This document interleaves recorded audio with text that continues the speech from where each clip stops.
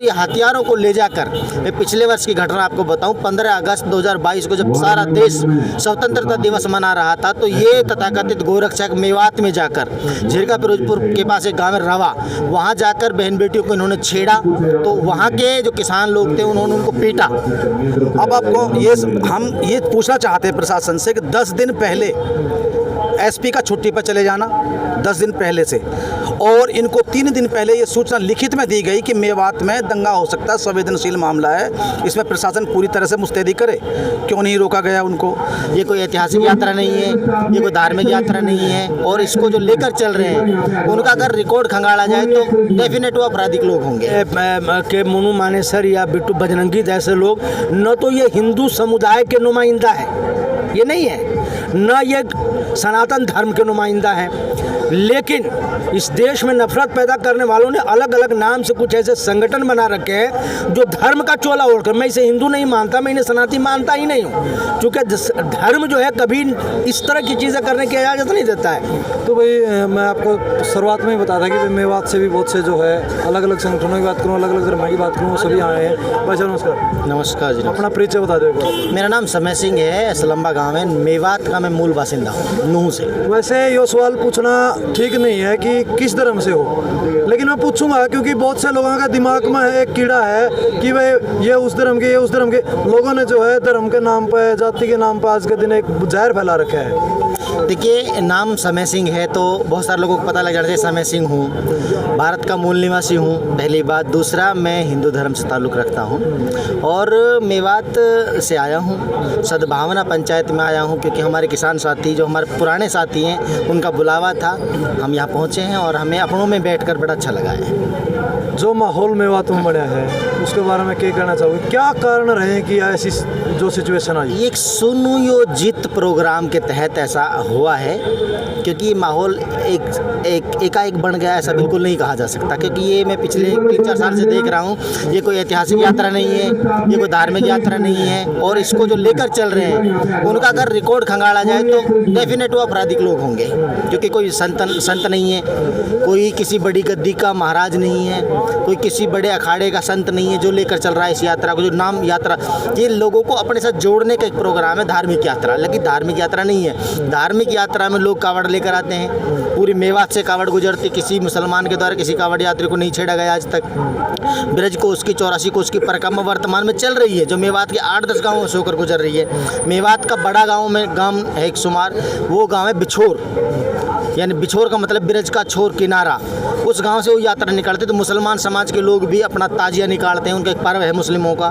तो वो ताजिया अब की बार जो इस दंगे से पहले यानी 1-2 दिन पहले की शनिवार थी, उस दिन ताजिया था उनका, तो उस गांव के मुस्लिमों ने पंचायत की कि भाई अब की बार यहाँ से ब्रज की जो 84 कोष शोभा यात्रा चल रही है, कहीं इसमें विघ्न ना पैदा हो जाए, तो हम अपने ताजिए के प्रोग्राम को पोस्टपोन करते हैं। ताजिए का प्रोग्राम नहीं मनाया गया, अखबार की कटिंग मैं आपको भेज दूँगा। और अभी हमारे एक एडवोकेट साथी हैं तालिम हुसैन, जो Punjab and Haryana high court में प्रैक्टिस करते हैं, उन्होंने अपना पूरा घर लगभग 2 महीने से हिंदू यात्रियों को जो यात्रा निकल रही है ब्रज की 84 कोष परिक्रमा, उसको दे रखा है, और पूरा लंगर, चाय पानी का नाश्ता वो करा रहे हैं। सारे मुस्लिम दाढ़ी टोपी वाले उनको केला बांट रहे, जो जिसका सामर्थ्य है वो वैसे उनको लंगर खिला रहे हैं। तो यात्रा, जो धार्मिक यात्राएं वो चल रही है, उनके साथ कोई मतलब झगड़ा नहीं है। ये जो यात्रा धर्म का नाम देकर चलाई जा रही है, धर्म की यात्रा नहीं है। ये एक नाम बहुत बड़ा जो सामने आया बार बार, मनीष मानेसर, गौ माता के नाम पर जो राजनीति करी जाने लग रही है, उस मामले को आप किस नजर से? देखिए, हरियाणा पुलिस है, STF स्टाफ है, ATS है, और सरकार के और सारे जो सरकारी तंत्र हैं वो हैं। तो अलग से गोरक्षा नाम का जो तंत्र पूरे हरियाणा में खड़ा किया गया है, उत्तर भारत में खड़ा किया गया, तो इसमें ये देखने की बात है कि सरकार का सरकारी तंत्र होने के बावजूद इनके पास हथियार दिए जा रहे हैं, और ये हथियारों को ले जाकर, मैं पिछले वर्ष की घटना आपको बताऊं, 15 अगस्त 2022 को जब सारा देश स्वतंत्रता दिवस मना रहा था, तो ये तथाकथित गोरक्षक मेवात में जाकर, झिरका फिरोजपुर के पास एक गाँव है रवा, वहाँ जाकर बहन बेटियों को इन्होंने छेड़ा, तो वहाँ के जो किसान लोग थे उन्होंने उनको पीटा और उसका मुकदमा अभी भी चल रहा है और उल्टा उन्हीं लोगों पे मुकदमा दर्ज हुआ कि सत्ता के संरक्षण में ये लोग पड़ रहे हैं। मोनू मानेसर जो व्यक्ति है ना तो वो कोई सरकारी आदमी है, ना कोई संत महात्मा है, ना कोई बहुत अच्छा आदमी है। वो 10-20 साल जैसे सुनते 10-12 साल पहले कोई टम्पू भरवाता था, प्रधानी करता था 10-10 रुपए की, आज उसके पास करोड़ों रुपए की संपत्ति हो गई। कौन सी फैक्ट्री लगा ली उसने? 2 सवाल बड़े हैं कि वो गोरक्षा करता है, गायों को बचाता है, पहला सवाल। दूसरा सवाल है, सवाल में ही बहुत बड़ा सवाल है कि वो बचाई गई गायों को करता क्या है? वो गाय हैं कहाँ? वो गाय हैं कहाँ? तो इसको अगर आप पूछना तो मोनू मानेसर से जाके पूछिए। दूसरा, जुनैद नासिर हत्याकांड जो हुआ वो एक जघन्य अपराध है एक लोकतांत्रिक देश में। एक मानवता के खिलाफ जो जघन्य अपराध उन्होंने किया उसका वांटेड है वो। और वो व्यक्ति सोशल मीडिया पर पोस्ट प्रसारित करता है कि मैं मेवात में आ रहा हूँ, जिनके बच्चों को जिंदा जलाकर मार दिया गया हो और उनको चैलेंज देकर कोई आदमी जाए तो फिर वो क्या करेंगे? ठीक है, ये लड़ाई हिंदू मुसलमान की लड़ाई नहीं थी, एक गैंग की दूसरे फेसबुक ये गैंग से लड़ाई है। सर नमस्कार। नमस्कार जी, परिचय बता दीजिए। मेरा नाम विजय कुमार है और नूह डिस्ट्रिक्ट से हूँ। नूह डिस्ट्रिक्ट के पास जो उजीना गांव है, जहाँ से इस टाइम बीजेपी गवर्नमेंट में कंवर संजय जो एमएलए हैं सोहना हल्का क्षेत्र से, मैं वहाँ से संबंध रखता हूँ। अगर बात करी जाए सोशल मीडिया की और बजरंगी दल की, सोशल मीडिया आपने देखा किस प्रकार दंगे भड़काए गए, किस प्रकार का जो मामला उकसाने का काम किया गया है, इसको आप किसी नज़र से देखते हैं? देखिए सर, इसको हमें समझना होगा। अब ये अनपढ़ों का देश नहीं है, बुद्धिजीवियों का और पढ़े लिखे लोग हैं यहाँ पर। पहले का एक कॉलम आता था कि 30% पढ़े लिखे 70 अनपढ़ है, लेकिन अब नॉर्थ इंडिया में तो कम से कम आप कह सकते हो कि 90% पढ़े लिखे 10% अनपढ़ हो सकते हैं। अब आपको हम ये पूछना चाहते हैं प्रशासन से कि 10 दिन पहले एसपी का छुट्टी पर चले जाना, 10 दिन पहले से, और इनको 3 दिन पहले ये सूचना लिखित में दी गई कि मेवात में दंगा हो सकता है, संवेदनशील मामला है, इसमें प्रशासन पूरी तरह से मुस्तैदी करे। क्यों नहीं रोका गया उनको? और जो ये दंगा हुआ है, इस दंगे में क्षेत्रीय आदमी रहे हों उसको आप बताइए। सारे लोग बाहर के हैं, उन्होंने दंगा भड़काया। और अब आपको जानकर हैरानी होगी, इस बात के लिए सरकार जवाबदेह है। सरकार को शर्म आनी चाहिए इस बात पर कि वो जो प्रायोजित तरीके से जो लोग भेजे गए उस दंगे करने के लिए, उन सब लोगों को पहले से डायरेक्शन दी गई थी कि वो लोग मुंह बांध के जाएं, कपड़ा लगा के जाएं, ताकि बाद में पहचान के नाम पर कि तुम मुंह बांधा हुआ था, हर गांव से 5-5, 10-10 आदमी उठाए गए हैं। इनोसेंट लोग जिनको कुछ भी पता नहीं है, जो अपने घरों पे थे, उनको उठाया गया।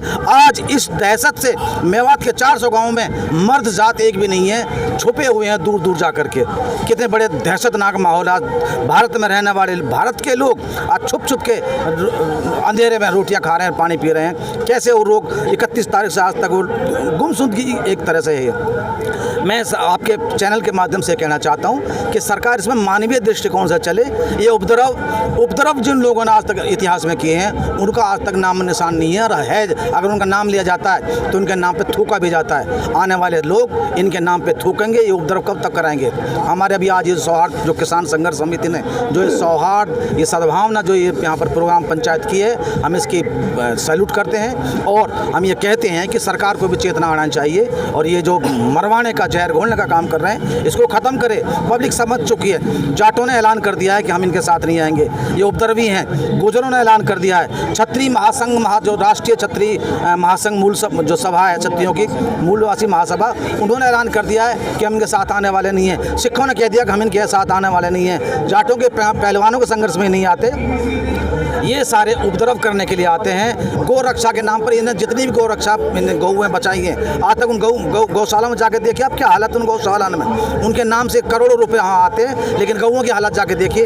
एक भी गौ को आप गौ नहीं कह सकते। सारी गौएँ आवारा सड़कों पर घूमती हैं, दुनिया भर के एक्सीडेंट में लोग मरते हैं फिर। जी नमस्कार। नमस्कार जनाब, परिचय। मेरा नाम डॉक्टर मोहम्मद अशफाक आलम है और मेवात में आपसी प्यार, मोहब्बत और शिक्षा की हालत बेहतर हो उसके लिए काम करने वाला मेवात कारवां एक जन संगठन है, उसका मैं सदर हूँ और मेवात के फिरोजपुर जिला में रहता हूँ। सर, जो हालात बन रहे हैं आज के दिन, हिंदू मुस्लिम सिख ईसाई अलग अलग एक दीवार खड़ी कर दी गई है, क्या लगता है कितना राजनीतिक स्वार्थ है यहाँ पर? कितना राजनीतिक स्टंट है यहाँ पर, या कोई और कारण मानते हो? देखिए, इसके लिए सिर्फ और सिर्फ राजनीतिक कारण ही है और कोई कारण नहीं है। और जिन लोगों को इससे हिंदू मुस्लिमों के बीच नफरत पैदा करके लाभ हो रहा है, वो लोग इसमें खाद पानी देने का काम करते हैं, इसको बढ़ाने का काम करते हैं और जो है बढ़ा करके ऐसा ही माहौल हिंदू मुसलमानों के बीच बने ताकि वो काम न भी करें, कुछ काम अच्छा न करें समाज के लिए, राज्य के विकास के लिए, तो हिंदू मुस्लिम के मुद्दे पे ही लोग सोचते रहें, उनको कोई विकास के लिए सोचने का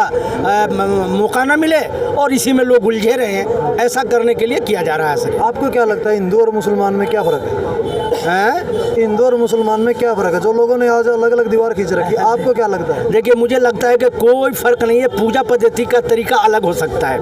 मैं ये समझता हूँ कि एक घर में एक बाप को 3 बेटे होते हैं ना, उनकी पसंद, उनका खाना पीना वो भी अलग अलग होता है। तो यहाँ भी हमारे लोग धर्म के हिसाब से पूजा की पद्धति अलग अलग हो सकती है, वरना एक ईश्वरवाद जो है ना, सभी लोगों के यहाँ है कि भाई कोई ईश्वर है, कोई भगवान है, जो भी धर्म है इस देश में या कहीं भी, तो उस हिसाब से धार्मिक एतबार से कोई फ़र्क नहीं है। सिर्फ जो है फ़र्क पैदा करके राजनीतिक रोटियां सेकने की कोशिश की जा रही है, जिसमें व्हाट्सएप यूनिवर्सिटी और राजनीतिक व्हाट्सएप यूनिवर्सिटी का प्रभाव से जो है ना लोग आपस में इख्तलाफ पैदा हो पा रहा है। मनीष मानेसर की बात करूं, बिट्टू बजरंगी की बात करूं, ऐसे ऐसे दल जो है, ऐसे ऐसे समाज सेवी, ऐसे ऐसे सनातनी अपने आप को बताने वाले लोग जो दंगे भड़का रहे हैं, सरकार उनके खिलाफ, प्रशासन उनके खिलाफ कोई एक्शन नहीं लेने लग रही। देखिए, ये पूरा हरियाणा देख रहा है कि मोनू मानेसर या बिट्टू बजरंगी जैसे लोग न तो ये हिंदू समुदाय के नुमाइंदा है, ये नहीं है, न ये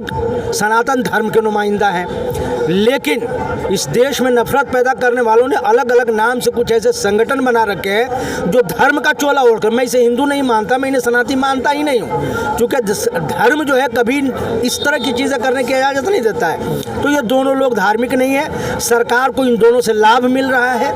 हालांकि अब मुझे पता चला है कि बिट्टू बजरंगी को गिरफ्तार कर लिया गया है, लेकिन मोनू मानेसर को गिरफ्तार करने से सरकार बच रही है, क्योंकि वो सरकार के लिए एक मोहरा की तरह है जिसके प्रयासों से सरकार को लाभ मिलता दिखता है, इसलिए उसको गिरफ्तार नहीं कर रहे, उसको अपना काम करने दे रहे हैं। अगर मैं बात करूं, मेवात के इस मामले की बात करूं, हिंदुओं की अगर मैं बात करूं, इस मामले के बाद हिंदुओं का कितना पक्ष, कितना विपक्ष, कितनी आपके प्रति भावनाएं, सद्भावनाएं आपके साथ जुड़ी है, इसको समझने के लिए मैं हिसार में हूँ। हिसार से हमारे एक साथी उदय भाई गए थे मेवात, और उन्होंने बहुत सारे हिंदू लोगों का, जिम्मेदार लोगों का इंटरव्यू लिया था। उसमें हमारे यहाँ का जो शिव मंदिर है मशहूर, उसके अनिल गोयल जी का बयान लिया था।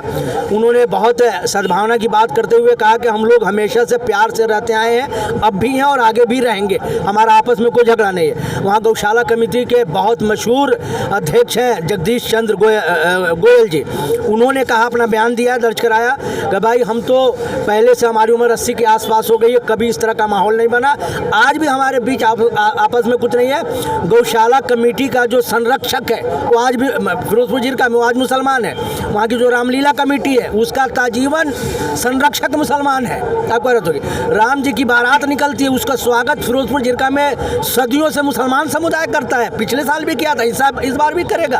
तो हमारे बीच कोई जो है ना आपस में विश्वास की में कोई कमी नहीं पैदा हुई है। हमने सब लोगों से मुलाकात किया है, हमको हमारा अपना आपस का विश्वास बना हुआ है, और हम लोग साबित करेंगे कि हम लोग एक हैं, एक हैं और एक रहेंगे। ये छोटी मोटी घटनाएं जो बाहर के आगे के लोगों ने किया, उसको लोग धुतकारेगी आज न कल।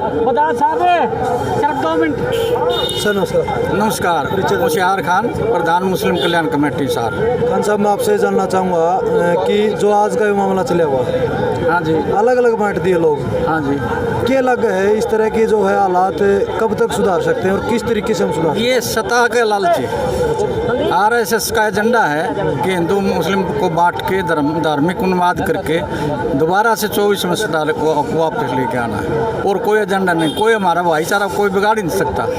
इतने आज मैं 67 साल का हूँ, कभी मेरी किसी से लड़ाई नहीं हुई है। धार्मिक तो बहुत दूर गई, आपस में भी लड़ाई नहीं हुई। 39 साल 2 महीने मैंने सर्विस करी है सरकारी, कभी किसी के साथ लड़ाई नहीं हुई। कभी हमारा ये नहीं हुआ ये कि मुस्लिम है अगर मैं बात करूं फिलहाल की सिचुएशन की, लोग लगे कहने हिंदू ने तो पहले मुसलमान का खतरा और मुसलमान ने हिंदू का खतरा, कितना आपने लगा? बिल्कुल बिल्कुल नहीं। हमारे यहाँ के जो लोग हैं, खाप पंचायतें हैं, उन्होंने बहुत ही बढ़िया तरीके से इसको एजेंडा वो किया है, प्रस्ताव पास किया कि हम भाई भाई हैं, ये दंगे नहीं होने देंगे।